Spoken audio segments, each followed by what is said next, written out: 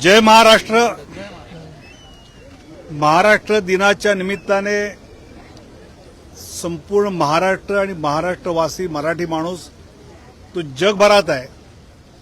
तो खऱ्या अर्थाने संयुक्त महाराष्ट्र चळवळीतल्या हुतात्म्यांचा देणं लागतो आणि त्यामुळे त्यांना अभिवादन करणं, त्यांना आदरांजली वाहणं, मला असं वाटतं की प्रत्येक मराठी माणसाचं, प्रत्येक महाराष्ट्रातल्या माणसाचं कर्तव्य आहे.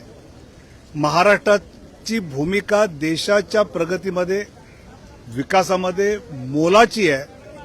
ते महाराष्ट्र, मराठी माणूस याची प्रगती ही देशाची प्रगती आणि त्यासाठी आपण सगळेजण मिळून कामाला लागू.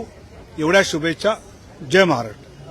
अनेक वर्ष झालं अनेक परप्रांतीय आहेत ते महाराष्ट्र करतात, परंतु त्यांना मराठी बोलता येत नाही, त्यामुळे अनेक वादविवाद पाहायला मिळतात. आता देखील मराठी सक्तीचा मुद्दा आहे तो सरकारने पुढे ठेवलेला होता, परंतु त्यानंतर देखील जे मराठी बोलणार नाही त्यांना आम्ही चांगला घटाची देखील दिले. कसं बघता या विधानात? मला वाटतं की ज्या ज्या राज्यात, ज्या ज्या वेगवेगळ्या प्रदेशातली लोक जातात, त्यांना जर तिथे व्यवसाय करायचा असेल तर त्या राज्याची भाषा शिकावी लागते, त्याला तो वेळ द्यावा लागतो. आणि स्वाभाविकपणे मला असं वाटतं की प्रत्येकाला आपला व्यवसाय वाढवायची इच्छा असते आणि ते त्यासाठी त्या राज्यातली भाषा नक्की शिकतील.